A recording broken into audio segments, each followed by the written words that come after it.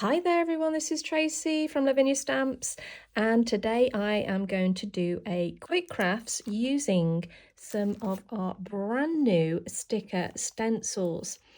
Okay, so we've got two new sticker stencils here and we've got two in each set, and you can see on the reverse this is Sticker Stencils 8, the terrarium collection, and you can see the shapes there.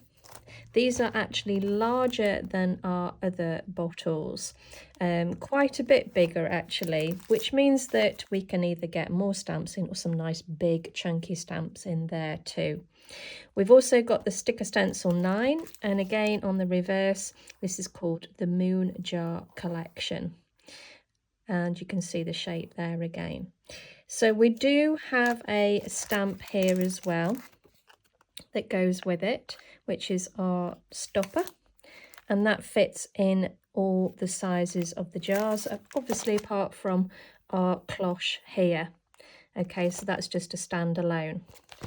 So shall we get started?